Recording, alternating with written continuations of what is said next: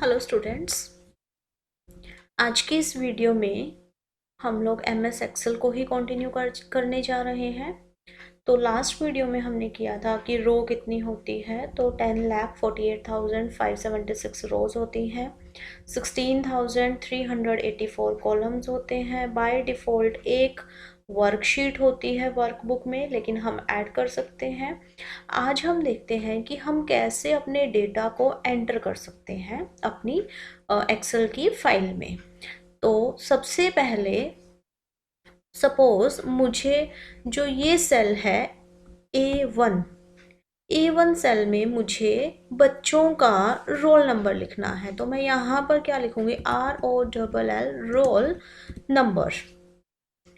अब मुझे अगर B1 सेल पे जाना है तो मेरे पास क्या ऑप्शन है, देखो राइट में जब जाना है तो मैं टैब प्रेस करूंगी, टैब जो की है उसको प्रेस करूंगी। देखो टैब प्रेस किया तो मैं B1 में चली गई। यहाँ पर मुझे name of the student enter करना है, तो मैं क्या लिखूंगी, NAME, नेम ऑफ स्टूडेंट।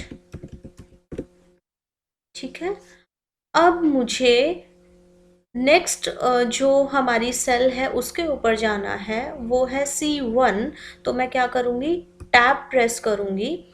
लेकिन अब यहाँ पर क्या दिक्कत आ रही है, देखो नेम ऑफ स्टूडेंट है, ये बहुत बड़ा है तो ये ओवरराइट कर रहा है। इस केस में मुझे इस जो B1 सेल है, इसकी जो इस कॉलम की विड्थ को, चौड़ाई को बढ़ाना होगा। तो मैं क्या करूंगी, देखो मैं यहाँ पर गई, यहाँ पर गई तो B और C के बीच में जो लाइन है वहां पर एरो का ऑप्शन आ रहा है। मैं उस साइज को बढ़ा सकती हूँ, मैं उसके साइज को कम भी कर सकती हूँ। तो मैंने लेफ्ट क्लिक किया और स्क्रॉल कर दिया उसको राइट हैंड की तरफ।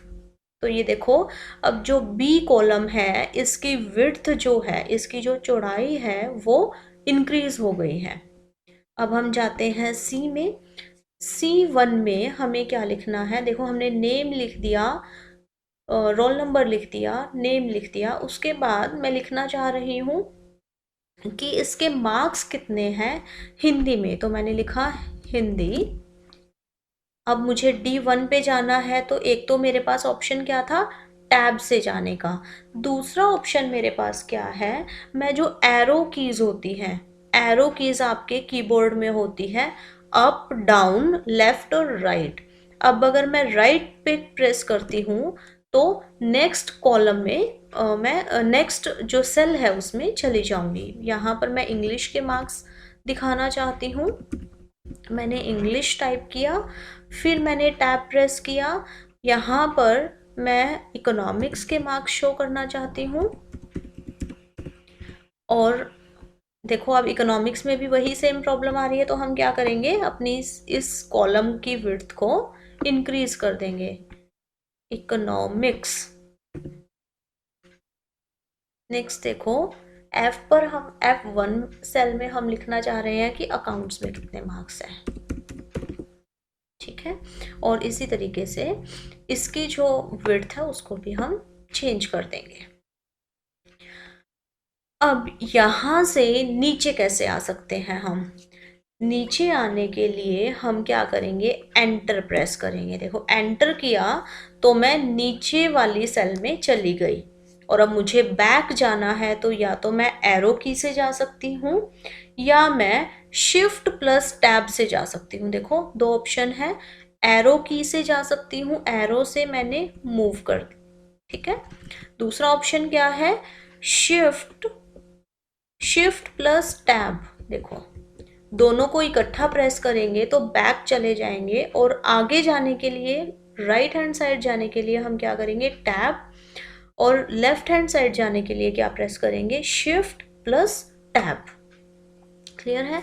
अब मैंने यहाँ पर रोल नंबर 1 लिखा। सपोज रोल नंबर 1 है अमित का, उसके हिंदी में सपोज 76 मार्क्स हैं, टैब प्रेस किया।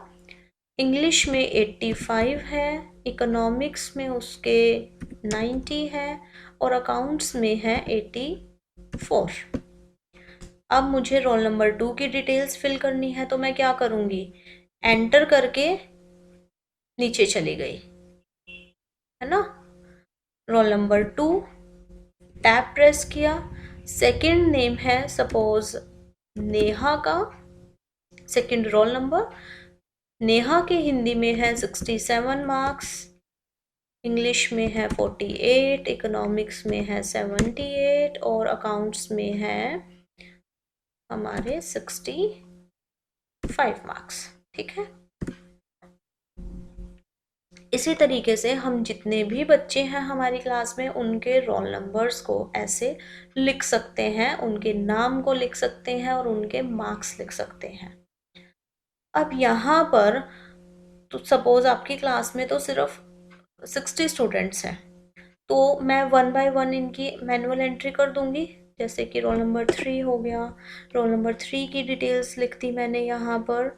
रोल नंबर 3 सपोज है कपिल, कपिल की डिटेल्स लिख दी मैंने। ठीक है, लेकिन जब हमारे पास बहुत सारे रोल नंबर्स हैं या बहुत सारे नंबर्स हैं, तो एक फीचर है MS एक्सेल में जिससे कि हम स्क्रॉल कर सकते हैं और हमें रोल नंबर्स एंटर करने की ज़रूरत नहीं पड़ेगी। तो वो कैसे हो सकता है, देखो 1 के ऊपर गई, 1 से लेके 3 तक मैंने इसको सिलेक्ट कर लिया। देखो तीनों को इकट्ठा सिलेक्ट करना है, 1 2 3 को इकट्ठा सिलेक्ट करना है।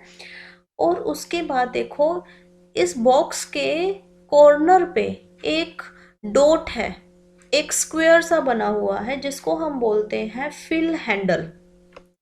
फिल हैंडल के ऊपर मैं जाऊंगी, इस बिल्कुल कॉर्नर पे जाऊंगी, देखो यहाँ पे प्लस का साइन आ जाता है, और इसको नीचे तक स्क्रॉल कर दूंगी। मुझे कहाँ तक रोल नंबर चाहिए थे, हमारे रोल नंबर 60 तक चाहिए थे, तो मैंने इसको स्क्रॉल कर दिया और 60 तक ले गई। ये देखो ऑटोमेटिकली वो नंबर यहाँ पर आ जाता है, मुझे 1 बाय 1 रोल नंबर फिल करने की ज़रूरत नहीं पड़ती। लेकिन बाकी सारे जो नंबर्स हैं, बाकी सारी जो चीज़ें हैं वो मुझे फिल करनी पड़ेंगी। जैसे कि नाम तो सबका सेम नहीं हो सकता, तो यहाँ पर मैंने सपोज नाम लिख दिया रिया। रिया के मार्क्स एंटर मुझे करने पड़ेंगे क्योंकि सभी स्टूडेंट्स के अलग अलग मार्क्स हैं, किसी के सेम तो है नहीं। ठीक है, तो इस तरीके से अभी हम एंट्री करते हैं सिर्फ 10 स्टूडेंट्स की, बाकी सबको हमने क्या किया, सिलेक्ट करके स्क्रॉल डाउन कर रहे हैं हम, इसको सिलेक्ट किया, डिलीट किया।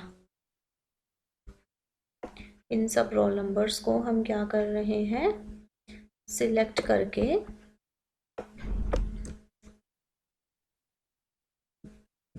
करके मैंने डिलीट कर दिया। ठीक है, तो रोल नंबर 1 से लेके 10 तक की हम यहाँ पर इंफॉर्मेशन एंटर करते हैं। रिया के बाद सपोज सुमित है, सुमित के मार्क्स हमने एंटर कर दिए। उसके बाद सपोज रोहन,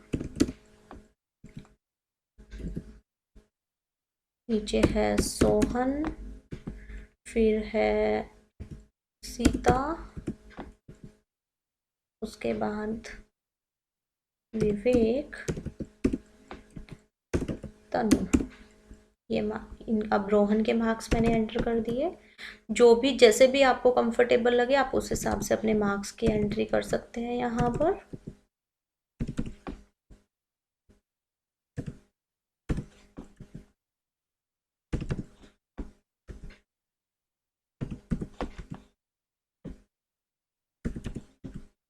देखिए इस तरीके से मैंने मार्क्स यहाँ पर एंटर कर दिए हैं सभी के सभी स्टूडेंट्स के।